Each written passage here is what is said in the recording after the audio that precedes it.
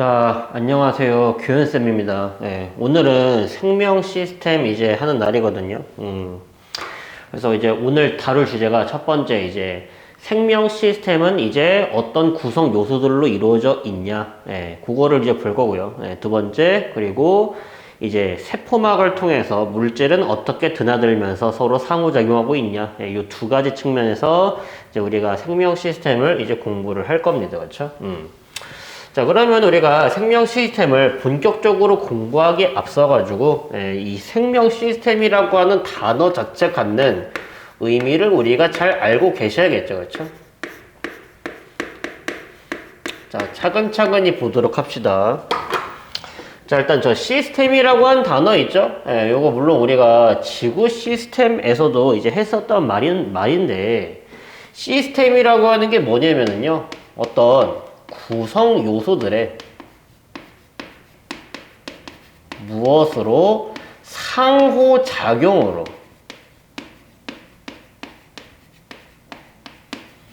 유지가 되고 있는 체계, 우리가 요거를 뭐라 부른다? 시스템이라고 부른다고.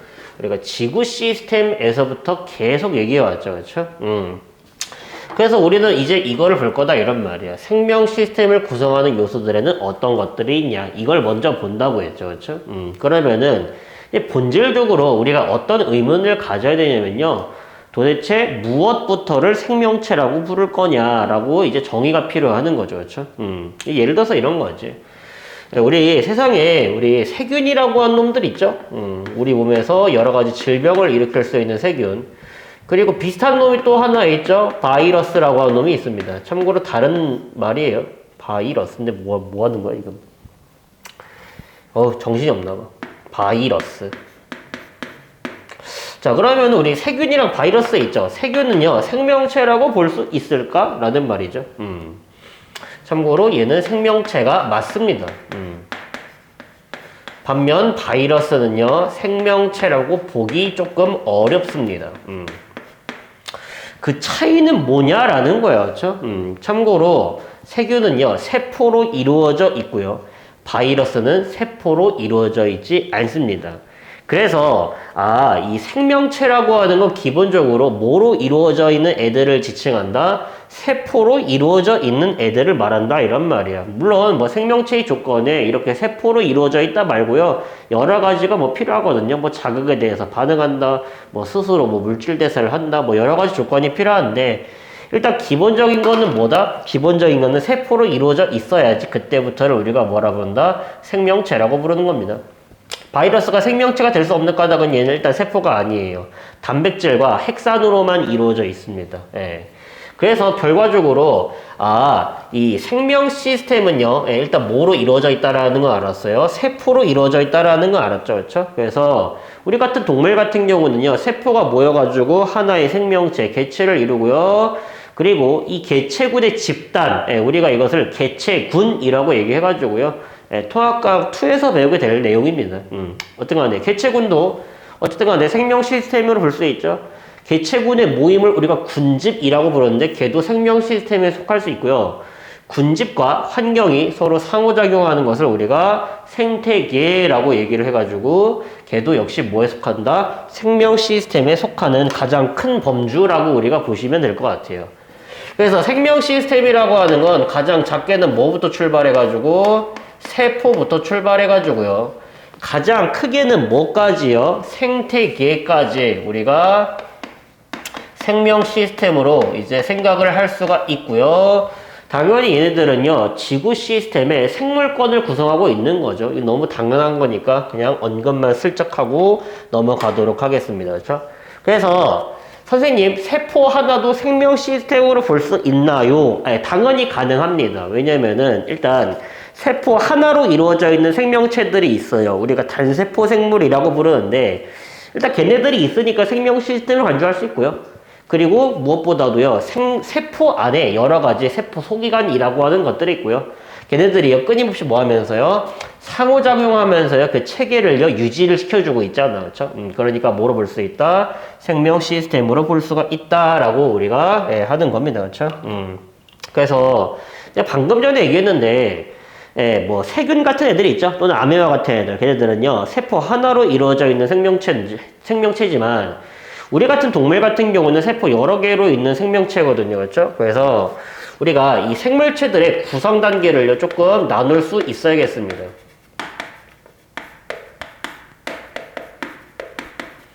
자, 생물체의 구성 단계, 우리가 간단하게 정리를 한번 해볼게요. 일단 생물체 중에서 이제 누가 있냐면은요, 단세포 생물들이라고 하는 놈이 있습니다. 말 그대로 단세포, 세포 하나로 이루어져 있는 생명체 말하는 거고요.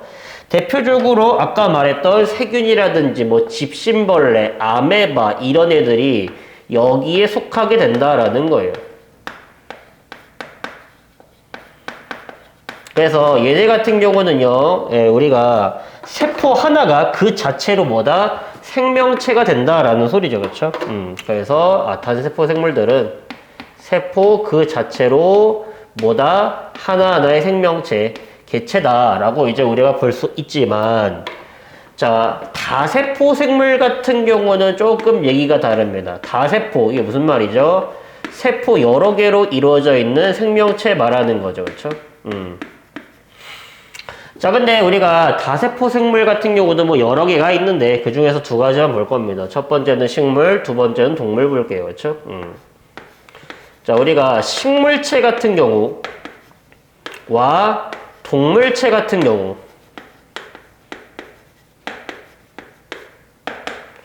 자, 일단 기본적으로 얘네들 뭘로 이루어져 있다? 세포로 이루어져 있다라는 거죠. 식물이든 동물이든 어쨌든 간에 생명체고, 우리가 그래서 이 세포를 뭐라 불러요? 생명체를 구성하는 기본 단위라고 얘기를 하는 겁니다. 그렇죠? 다시 세포라고 하는 게 뭐냐? 자, 생명 시스템의 우리가 기본 단위라고 부르기도 하고요.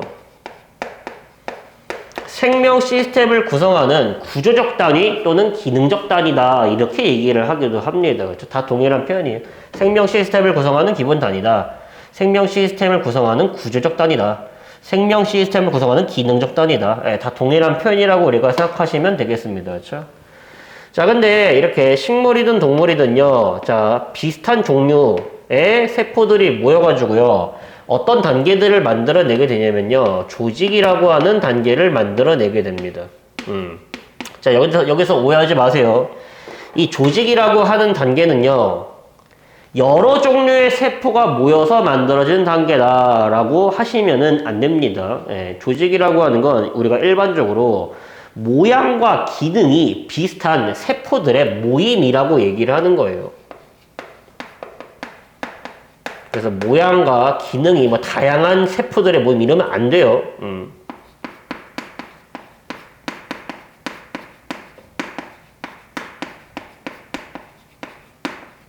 어쨌든 간에 이것을 우리가 뭐라 부른다? 조직이라고 얘기를 하는 겁니다. 그래서 동물이든 식물이든 어쨌든 간에 뭘 만들어야 한다? 조직이라고 하는 단계를 만들어내게 된다라는 거죠. 그렇죠? 자, 근데 이런 조직들이 모여가지고요, 식물 같은 경우는요, 좀 특이한 단계를 하나 만들게 됩니다. 그게 뭐냐면요, 조직계라고 하는 단계예요. 참고로 이 조직계라고 하는 건 오로지 누구한테만 존재하는 거냐면요, 식물체한테만 존재하는 단계입니다. 동물체들은 이 조직계라고 하는 단계가 없습니다.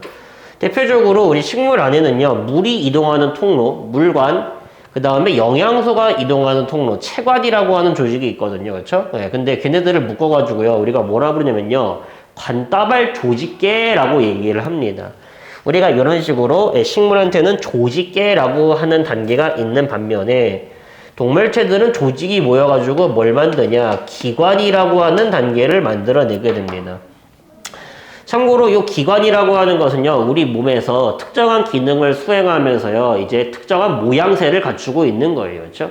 모양도 비슷비슷하다 이런 말이에요. 이게 무슨 말이냐면요, 내 몸에 있는 심장이랑 너의 몸에 있는 심장, 뭐 구조가 뭐 다르니? 아니죠. 비슷한 구조를 가지고 있죠. 그리고 내 몸에 있는 심장은 당연히 혈액순환을 이제 도와주는 역할을 하잖아. 너의 몸에 있는 심장도 마찬가지잖아. 그렇죠?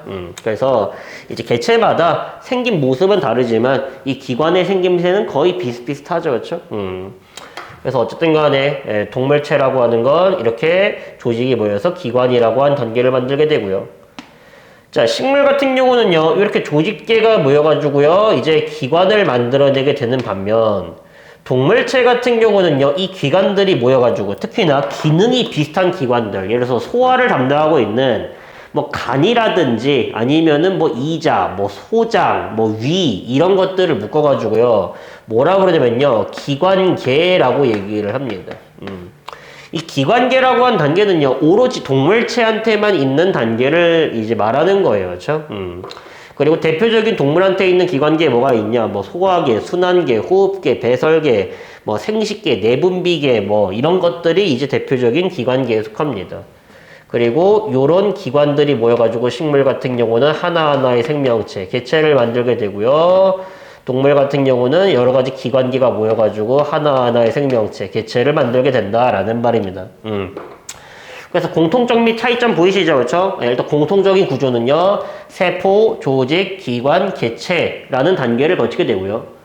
이 식물체에만 유일하게 있는 단계, 조직계, 그리고 동물체한테만 유일하게 존재하는 이제 단계, 기관계, 이렇게 우리가 구분해서 잘 암기해 주시면 좋겠습니다. 그렇죠? 그리고 요거는 조금 이제 디테일한 부분인데, 무엇이 세포에 속하고요, 무엇이 조직에 속하는지 정도는요, 조금 알고 계시면 좋겠습니다. 그렇죠? 대표적으로 뭐 심장이라고 하잖아. 아, 선생님 기관입니다. 라고 얘기할 수 있어야 되고요. 그렇죠?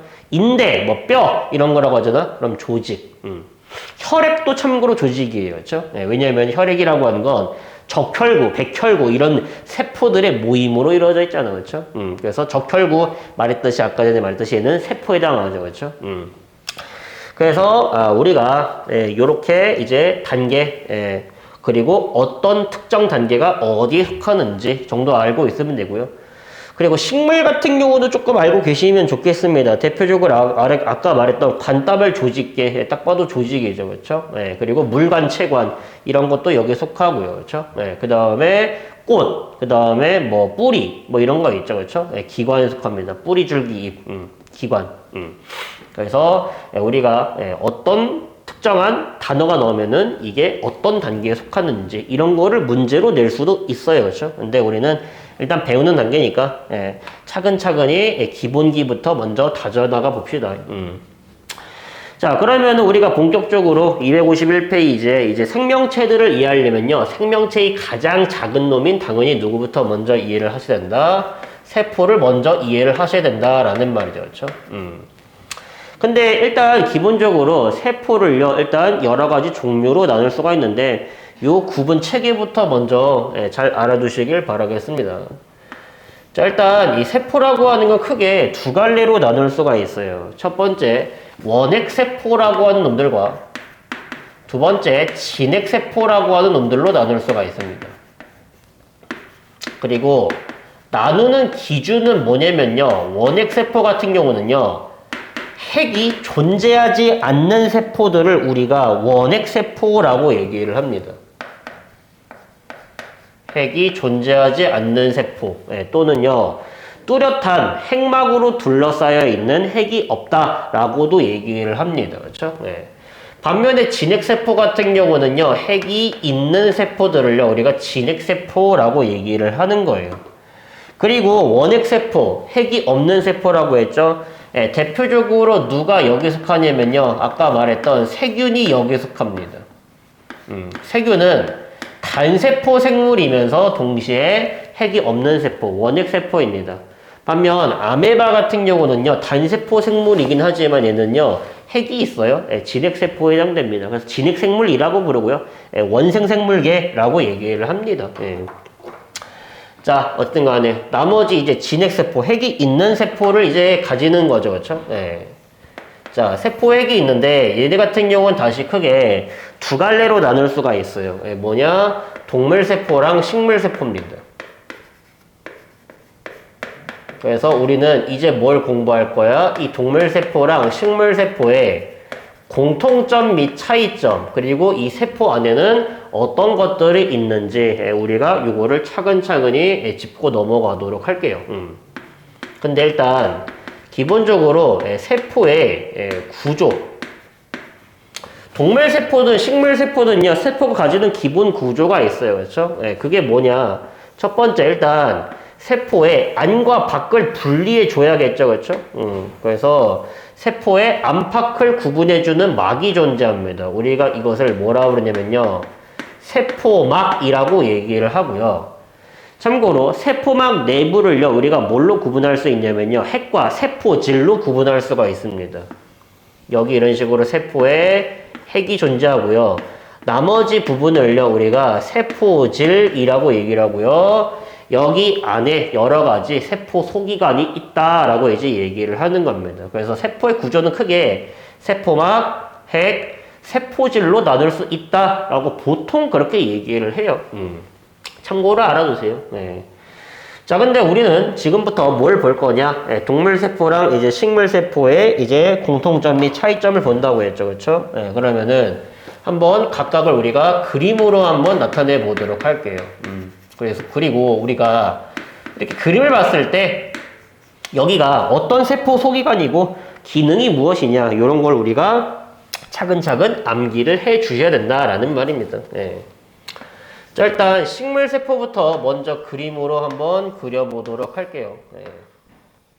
일단 식물세포의 가장 바깥쪽에는요, 딱딱한 벽이 있습니다. 세포의 모양을 유지하고 보호해주는요, 벽이 존재하는데 우리가 얘를 당연히 뭐라고 부르는 거냐면요, 세포벽이라고 불러요. 그리고 그 세포벽 안쪽에 뭐가 있냐면요, 세포 안팎을 구분해주는 막이 존재하겠죠. 그래서 세포막이 이렇게 세포벽에 달라붙어 있는 겁니다. 이런 식으로. 네. 그래서 세포벽이 이렇게 있고 세포벽 안쪽에 세포막이 존재한다라는 거. 그리고 세포의 중심에 있는 가장 거대한 소기관, 우리들의 유전 정보를 저장하고 있는 소기관, 여기를 우리가 뭐라 부른다? 핵이라고 얘기를 하는 거고요. 그리고 잘 들으세요. 이제부터 복잡합니다. 핵막에 연결되어 있으며 이렇게 꾸부랑꾸부랑하게 생긴 놈 있죠? 우리가 보통 우리 교재 같은 경우는요, 실제 그림이니까 조금 복잡하게 나와 있는데, 보통 모의고사 같은 경우는요, 그림이 좀 단순하게 나오거든요. 그래서 이런 식으로 생겨먹은 핵막이랑 연결되어 있는 소기관이 나와 있어요. 그렇죠? 네. 얘를 뭐라고 부르는 거냐면요, 소포체라고 얘기를 하는 겁니다. 일단 기능은 제껴두고요. 일단 그림 봤을 때 얘는 소포체다, 뭐 얘는 골기체다, 이렇게 용어부터 먼저 잘 알아두시길 바라겠습니다. 그렇죠? 그리고 이 소포체에 달라붙어 있거나 아니면은 세포막 곳곳에 퍼져 있는 요 자그마한 알갱이가 있거든요. 예, 우리가 얘네들을 뭐라고 부르냐면요, 라이보솜이라고 얘기를 합니다. 세포막 곳곳에 퍼져 있거나 아니면은 소포체에 달라붙어 있는 요런 조그마한 알갱이, 얘를 라이보솜이라고 얘기를 하는 거예요. 그리고 참고로 라이보솜이 붙어 있냐 안 붙어 있냐에 따라서요, 소포체를요, 생각해봐. 얘 같은 경우는 만지면은요, 소포체가 달라붙어 있으니까 거칠거칠하겠죠. 근데 얘네들은 거친면 소포체, 얘를 매끈면 소포체라고 해서요, 기능이 살짝 다르거든요. 참고로만 알아두세요. 원래 고등학교 1학년 레벨에서는요, 내면 원래 안 되는 건데, 예, 꼭 이제 생명과학 전공 선생님들이요, 꼭 구분해가지고 암기를 시킬 때도 있습니다. 어쨌든 간에. 자, 라이보솜까지 했고요. 그 다음에 이 세포의 곳곳에 마치 이런 식으로요, 그 핫도그에 케찹 뿌려져 있는 것 마냥 내부가 꾸불꾸불하게 이제 이렇게 되어 있는 애들 보이시죠? 우리가 얘를 뭐라 부르냐면요, 마이토콘드리아라고 얘기를 합니다.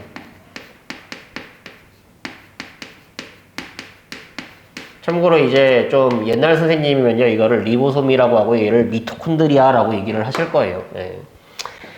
그리고 마치 삼각김밥 안에 동전이 쌓여 있는 것처럼 보이는 요런 세포 소기관이 존재하거든요. 예, 우리가 얘를 뭐라고 부르는 거냐면요, 엽록체라고 얘기를 합니다. 삼각김밥 안에 동전 쌓여있는 것처럼 보이는 놈들. 예, 엽록체라고 얘기를 하고요. 그리고 이제 여기에 막 물이라든지 색소라든지 노폐물 같은 거를 저장해두는 장소가 있거든요. 이런 거를 우리가 뭐라 부르냐면요. 액포라고 얘기를 합니다. 조금 더 엄밀하게 말하면요. 식물에 존재하는 액포는요. 굉장히 거대하게 발달되어 있거든요. 그래서 얘를 원래는요. 보통 뭐라고 부르냐면요. 중심 액포라고 얘기를 하는데 그냥 줄여서 액포라고 부르기도 해요. 그렇죠? 그래서 일단은 우리는 뭘 해야 된다? 아, 이거 딱 봤을 때 얘가 뭐인지 우리가 알아야 된다라고 했죠. 그렇죠? 그리고 하나 덜 그렸네요. 그렇죠? 우리가 세포에 보면은요, 이렇게 마치 겹겹이 층으로 쌓여 있는 이런 구조물 보이시죠? 그렇죠? 얘를 뭐라고 부르는 거냐면요, 골지체라고 얘기를 합니다. 겹겹이 쌓여 있다, 골지체. 핵막이랑 연결되어 있으면서 꾸불꾸불하다, 소포체. 소포체한테 달라붙어 있거나 세포 곳곳에 퍼져 있다, 라이보솜. 핫도그에 케찹 뿌려져 있는 것 마냥 생겨먹었다, 마이토콘드리아. 삼각김밥 안에 동전 쌓여있는 것처럼 보인다, 엽록체. 예, 그 다음에 물 저장한다, 액포. 예, 나머지 세포막, 세포벽. 예, 요게 이제 식물 세포에 존재하는요, 여러 가지 세포 소기관들입니다. 그렇죠? 뭐, 이거 말고도요, 라이소솜이라고 하는 세포 소기관도 있는데, 예, 자주 나오진 않으니까, 예, 뒤에서 하도록 합시다. 예, 일단 식물 세포 구조 잘 정리해 두시면 되고요. 자, 두 번째, 동물 세포로 넘어갑니다. 자, 간단해. 동물 세포 같은 경우는요, 식물 세포에서 몇 가지만 그냥 삭제시키면 돼요. 예. 일단 세포에 안팎을 구분해주는 막이 존재합니다. 얘 같은 경우도 역시 세포막이 존재하는데, 우리가 식물 세포 같은 경우는요, 세포막 바깥쪽에 세포벽이 있었다고 했는데, 동물 세포라고 하는 건 그런 게 없어요. 그래서 식물 세포 같은 경우는 모양이 일정하거든요. 근데 동물 세포 같은 경우는 모양이 일정하지가 않습니다. 세포벽이 없기 때문에. 예. 어쨌든 간에 이제 세포막이 존재하고 있고, 그 다음에 그 안쪽에 우리들의 유전 정보 저장하고 있는 세포 소기관이 있다고 했죠. 뭐라 부른다? 핵이라 부르고요. 이 핵막에 연결되어 있거나, 핵막에 연결되어 있고, 이런 식으로 꼬불꼬불하게 생겨먹은 구조. 뭐라 불렀다? 이거를 소포체라고 불렀죠. 그렇죠? 그 용어 잘 기억하십시오. 자, 이런 식으로 소포체 존재하고, 소포체한테 달라붙어 있거나 세포의 곳곳에 퍼져 있는 이 조그만한 알갱이들, 얘 뭐라 불렀다? 라이보솜이라고 불렀죠. 예, 라이보솜 같은 놈들도 이런 식으로 존재하고 있고, 그 다음에 이렇게 핫도그에 케찹 뿌려져 있는 것 마냥 꼬불꼬불하게 생겨 먹은 놈 있죠. 그죠? 마이토콘드리아도 있고, 그 다음에 뭐도 있다? 이런 식으로 겹겹이 쌓여있는 요런 구조물도 있는데 얘 뭐라 불렀다? 골지체라고 하는 것도 존재하죠. 그렇죠? 그래서 적어봅시다. 얘는 골지체고 얘는 소포체, 얘는요 라이보솜.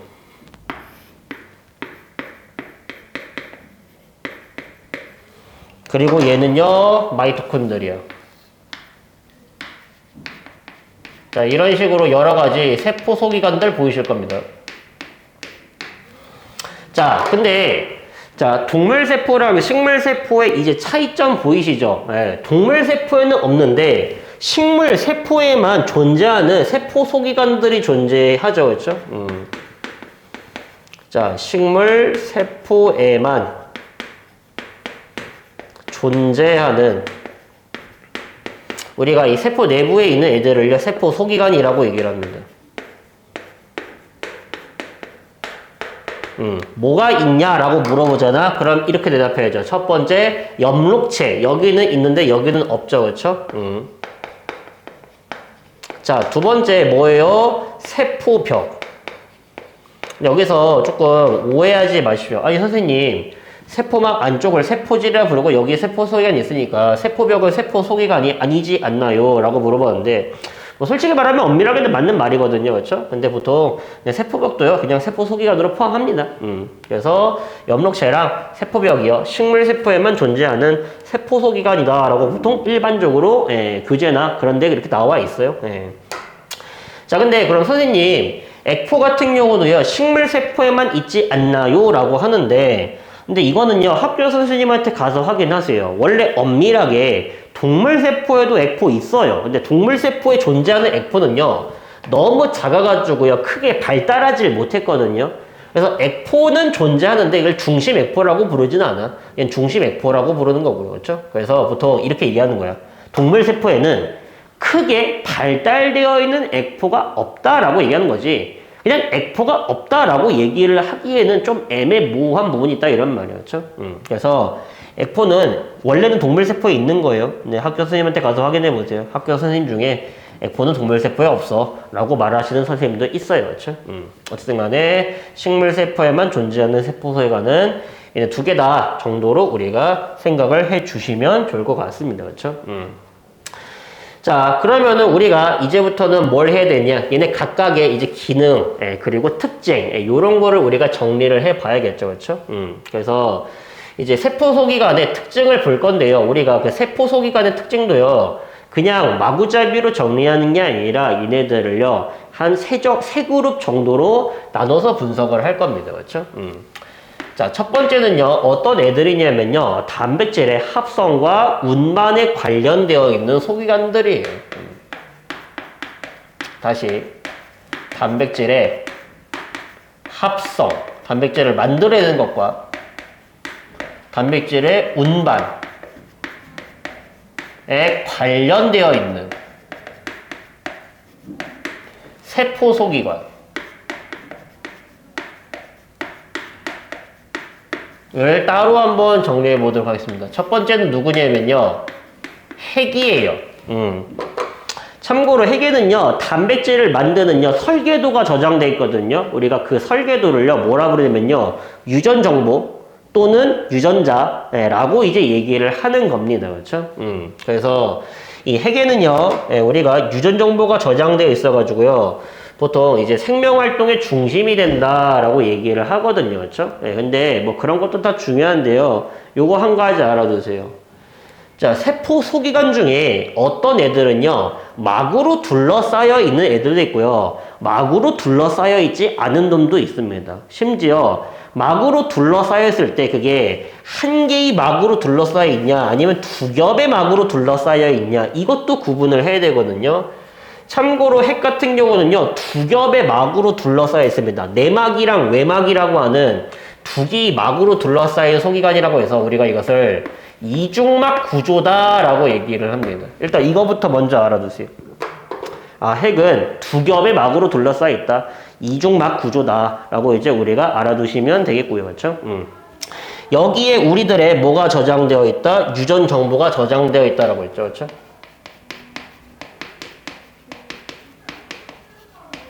유전 정보가 저장되어 있는 DNA라고 하는 분자가 여기 들어가 있다라고 알아두시면 되고요. 그래서 우리가 얘가 뭘 조절한다? 생명 활동을 조절한다. 그래서 핵이 없는 세포는요, 살아갈 수 없습니다. 죽은 세포는 살아 없어요. 생명체, 세포가 살아가려면 여러 가지 물질들을요, 합성하고 분해를 해야 되는데, 이 핵이 없잖아? 그러면은 정보가 없죠? 단백질을 제대로 못 만들어내가지고요, 세포가 잘 굴러가지를 못한다라는 겁니다. 그렇죠? 자, 그리고 두 번째, 우리 유전 정보가 뭐라고 했어요? 내가 단백질 설계도라고 했죠? 근데 단백질 설계도는 여기 있거든요. 근데 실제로 단백질을 만드는 공장은요, 여기 있습니다. 그 단백질 만드는 공장을 뭐라고 부르는 거냐면요, 라이보솜이라고 부르고요. 얘가 당신들이 보는 세포 소기관 중에서 거의 유일하게 막이 없는 세포 소기관이에요. 오케이? 그러니까 알아두세요. 막이 존재하지 않는다. 우리가 막성 세포 소기관이 아니다라고 이런 식으로 얘기를 하게 됩니다. 그렇죠? 그리고 라이보솜 같은 경우는요, 단백질 합성이 일어나는 장소입니다. 참고로 뒤에서 배우게 될 텐데, 요 합성이라고 한 단어는요, 작은 애들을 이용해서 큰 분자들을 만드는 거예요. 참고로 단백질은 거대한 분자거든요. 근데 단백질을 만들려면은요, 작은 알갱이들이 필요해요. 혹시 중학교 때 배웠는데 기억하는지 모르겠네요. 단백질을 쪼개잖아? 그러면 가장 작은 놈들이 나와. 우리가 그런 놈들 뭐라 부르게? 아미노산이라고 불러요. 그럼 반대로 단백질을 만들기 위해서는 뭐를 연결시켜야 된다? 여러 개의 아미노산을 쭈르륵 붙여가지고 단백질을 만들어낸다라는 겁니다. 그렇죠? 그래서 단백질을 합성한다. 뭐 해가지고 여러 개의 아미노산을요 연결시켜가지고요 단백질을 만드는 것을 우리가 단백질 합성이라고 얘기를 하는 겁니다. 그렇죠? 그러면 이제 머릿속에서 떠올라야 되는 게 있죠. 그렇죠? 앞에서 배웠죠? 생명체를 구성하는 물질에서 아미노산을 연결시켜? 그러면은 뭐가 형성돼? 펩타이드 결합이 형성되겠죠. 펩타이드 결합이 라이보솜에서 형성되고 있다라고 우리가 볼 수가 있겠습니다. 그렇죠? 정리하시고요. 자, 라이보솜에서 단백질을 만들었어요. 그렇죠? 근데 단백질이요, 세포 안에만 있으면 안 됩니다. 뭐, 대표적으로 호르몬 같은 애들은요, 세포 밖을 빠져나와서요, 특정 장소로 가야 돼요. 표적기관이라고 하는 그 호르몬이 작동할 수 있는 장소로 가야 되거든요. 그러기 위해서 세포막을 빠져나와야 되는데, 그때 세포막을 그냥 빠져나오지 못하고요, 이 단백질을요, 포장을 해줘야 돼요. 그래서 단백질 포장을 담당하는 그 세포 소위관을 우리가 뭐라 그러냐면요, 소포체라고 얘기를 합니다. 참고로 소포체 같은 경우는 막이 있어요. 유일하게 막이 없는 게 이 라이보솜이라고 했죠. 근데 소포체 같은 경우는 그 막이요, 한 겹으로 이루어져 있습니다. 그래서 우리가 단일막 구조다라고 얘기를 하고요. 우리가 보통 소포체가 담당하는 거, 단백질을 포장하고 단백질을 운반한다라고 우리가 보통 일반적으로 얘기를 합니다. 그래서 막으로 단백질을 감싸가지고요, 운반해주는 역할, 포장한다 정도로 우리가 보시면 될 것 같아요. 그리고 네 번째, 골지체입니다. 이 최종적으로 포장된 이 단백질을요, 세포막 밖으로 내보내야겠죠. 그렇죠? 그래서 골지체 같은 경우도 마찬가지로 단일막 구조이면서 얘 같은 경우는 세포 밖으로 단백질을요 내보내는데 우리가 그런 거를요 단백질을 세포 밖으로 분비한다라고 얘기를 합니다. 그렇죠? 그래서 이 네 가지가요 단백질에 만드는 우리가 설계도가 저장되어 있는 부분, 단백질을 만드는 부분, 포장하는 부분, 그리고 세포막 밖으로 내보내는 부분, 이런 식으로 세포 소기관 4개를요 이렇게 묶어서 우리가 공부를 할 수가 있겠습니다. 그렇죠? 정리했죠? 자, 넘어가도록 할게요. 두 번째는 뭐냐면요, 에너지 출입에 관련되어 있는 세포 소기관입니다.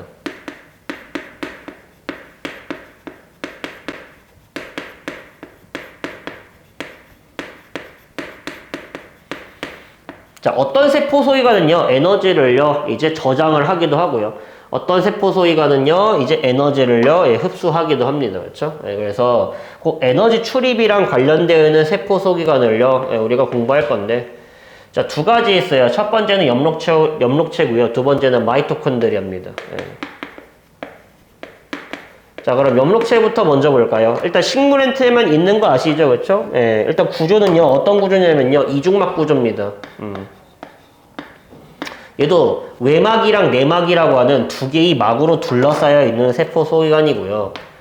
그리고 엽록체 같은 경우는 우리가 광합성이 일어나는 장소다라고 얘기를 하는 거죠. 그렇죠? 그리고 우리가 광합성, 조금 디테일한 것까지 공부를 한번 해볼게요. 자, 광합성이라고 하는 것은요, 무엇과 무엇을 이용해가지고요, 이산화탄소, 아시죠? 이산화탄소랑 물, 그리고 당연히 이 과정에서 뭐가 필요하냐? 빛에너지가 필요합니다.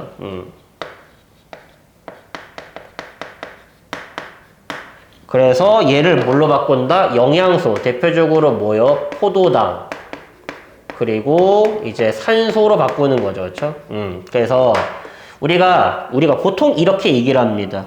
자, 엽록체에서 일어나는 에너지 전환 과정을 서술하시오라고 하잖아. 그렇죠? 그러면은 빛에너지를요, 제가 화학물질에 저장하고 있죠. 그렇죠? 그래서 이제 에너지 전환으로 대답하자면요, 빛 에너지를요, 화학 에너지로 전환한다 라고 얘기를 하기도 하고요. 이제 에너지를 지금 흡수하고 있죠. 그래서 에너지를 흡수하는 세포 소위관이다 라고 얘기를 하기도 하고요. 에너지를 흡수한 다음에 어디에 저장해다? 여기 양부대 저장해 놓죠. 예, 그래서 우리가 에너지를 저장하는 세포 소기관이다 라고도 얘기를 하는 겁니다. 그렇죠? 근데 저 에너지 저장이라고 하는 말에는요, 조금 이제 이중적인 의미가 있어가지고요. 보통 에너지를 흡수한다. 또는 태양의 빛에너지를 화학에너지로 전환한다. 라고 이제 보통 얘기를 해주시면 충분하겠습니다. 그렇죠? 자, 두 번째는요, 마이토콘드리아입니다.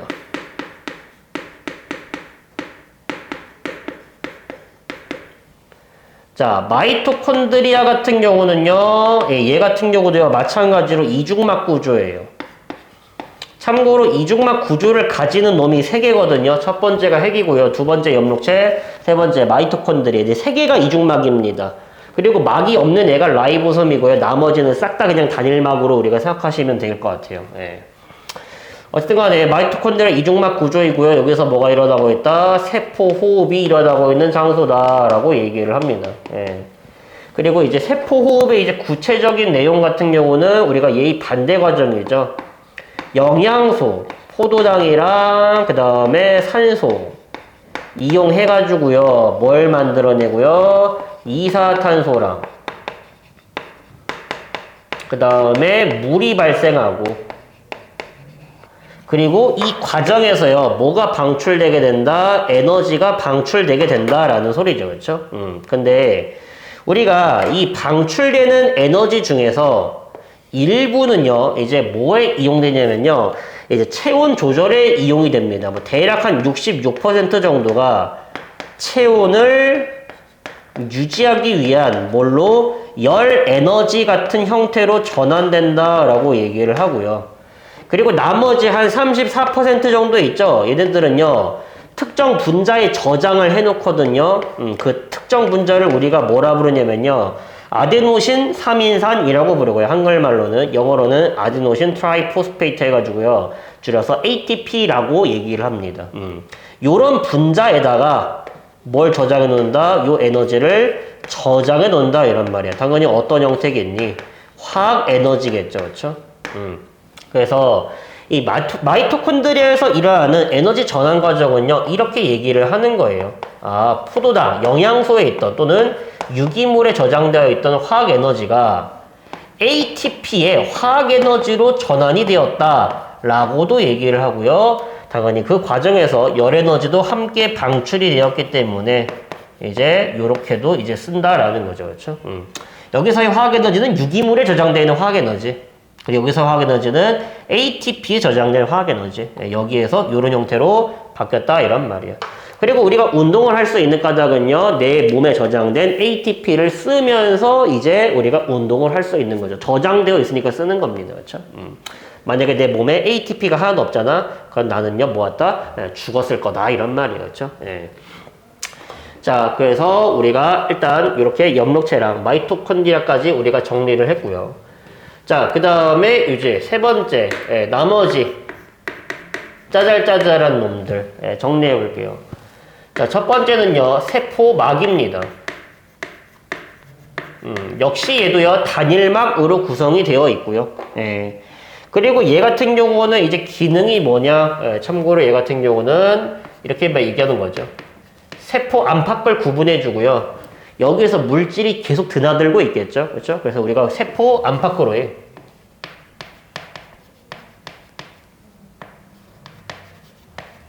물질 출입을 조절한다. 물질 출입을 조절하고 있는 세포 소기관이다 라고 이렇게 얘기를 하는 거죠. 간단하게는. 그렇죠? 세포 안팎을 구분해주고 물질 출입을 조절해준다 라고 우리가 기억해 주시면 되겠습니다. 자, 두 번째는 세포벽이에요. 역시 식물 세포한테만 존재를 하고요. 우리가 요 세포벽 같은 경우는요, 세포의 모양을 유지해주고 그리고 세포를 이제 보호해주는 역할을 한다라고 이제 우리가 보시면 되겠죠. 그렇죠? 참고로 뭐 얘 같은 경우는 주성분이, 세포막 같은 경우는 우리가 앞에서 생명 시스템을 구성하는 물질에서 다뤘죠. 이 주성분이 인지질로 이루어져 있는데 이건 뒤에서 할 겁니다. 우리가 바로 이어가지고. 세포벽 같은 경우는요, 이제 포도당이 여러 개가 모이잖아? 그러면은요, 셀룰로스라고 하는 이제 물질을 만들게 되는데, 보통 이제 식물 같은 경우는요, 셀룰로스가 이제 세포벽의 주성분이 되고요. 일부 곰팡이라든지 세균 같은 경우는 펩티도글리칸이라고 하는 물질로 되어 있습니다. 세포벽이. 그렇죠? 근데 그냥 세포의 모양을 유지해주고 보호해준다 정도로만 알아두시면 충분합니다. 그렇죠? 뭐 1차 세포벽, 2차 세포벽 그냥 제가 그냥 교재에 실어왔는데 몰라도 됩니다. 그렇죠? 이 정도로만 알면 충분해요. 네. 자, 세 번째는 액포입니다. 자, 액포 같은 경우는요, 세포 안에서 이제 물이라든지 아니면은 색소라든지 아니면은 노폐물 이런 것들을 저장하는 역할을 하고요. 또는요, 이제 물을 저장하는 거기 때문에 뭐 삼투압을 조절해 준다 라고도 얘기를 하는데 굳이 우리가 그렇게까지는 알 필요가 없을 것 같아요. 일단 물, 색소, 노폐물을 저장한다 라고 알아두시면 되고요. 참고로 액포 같은 경우는요, 성숙한 세포일수록 액포의 크기가 점차 커진다라고 우리가 알아두시면 되겠습니다. 성숙한 세포일수록 액포의 크기가 크다. 성숙한 세포가 무슨 말인가요? 나이가 많은 세포 말하는 거예요. 그렇죠? 네, 그래서 식물 세포 나이가 많이 먹으면 먹을수록요, 이렇게 액포 크기가 커진다. 그래서 이렇게 크게 발달한 액포를요, 중심 액포라고 부르고, 얘 같은 경우는 식물한테만 있고, 동물한테는 크게 발달된 액포는 없지만 그래도 조그마한 액포들은 있다 이런 식으로 얘기를 하는 거예요. 그렇죠? 그래서 이제 요 나머지 세포 소기관들 짜잘짜잘한 거 잘 정리해 두시면 좋겠습니다. 그렇죠? 그리고 좀 디테일한 거 밑에 실어놨거든요. 그 밖에 있는 세포 소기관 대표적으로 뭐 라이소솜. 혹시 학교에서 알려줬으면은 같이 외워주세요. 라이소솜은요, 단일막으로 둘러싸여 있는 세포 소기관이고요. 그 안에 가수분해 효소 같은 게 있어가지고요, 이제 손상된 세포 소기관을 이제 녹여가지고요, 이제 소화시킨다라든지 아니면은 세포 밖에서 들어온 물질들을 소화시킨다라든지 우리가 이렇게 세포 내 섭취 뭐 이런 거를 담당한다라고 이제 일반적으로 얘기를 합니다. 그렇죠? 그리고 중심체라고 하는 게 있는데, 참고로 중심체도 막이 존재하지 않는 세포 소기관이고요. 주로 동물 세포에만 있다. 그리고 이제 세포 분열할 때 방추사 형성에 관여하는 세포 소기관이다 라고 있는데, 참고로만 알아두시면은 좋을 것 같겠습니다. 그렇죠? 그런 게 있다 정도로 보시면 돼요. 그렇죠? 조금 더 중요한 거는 뭐냐? 우리가 여기에서 단일막 구조냐 아니면은 이중막 구조냐 아니면 막이 없는 세포 소기관이냐, 이건 꼭 구분할 줄 알아야 되고요. 이건 너무 당연한 거죠. 식물 세포에만 존재하는 세포 소기관에 어떤 것들이 있냐, 그리고 그림 봤을 때 얘가 어떤 세포 소기관인지 조금 더 디테일하게 들어가면은 소포체, 매끈면 소포체랑 거친면 소포체 나눌 수 있고, 걔들의 기능이 사뭇 다르다. 이제 요 거친면 소포체가 하는 역할이 뭐다? 대표적으로 이거예요. 단백질 운반이고요. 매끈면 소포체들 같은 경우는요, 뭐 칼슘 같은 걸 저장하거나 아니면 지질을 합성하거나 이런 역할을 수행하게 됩니다. 자, 그래서 세포 소기관 디테일하게 잘 정리를 해 드렸으니까 우리 잠깐 끊고요, 우리가 바로 뒤에 이어가지고요, 이제 세포막에서 일어나는 물질 출입이 있죠. 우리가 이 물질 출입의 이제 방법, 대표적으로 확산 그리고 삼투, 이런 거를 다뤄보도록 하겠습니다. 잠깐 끊고 이어서 하도록 하겠습니다.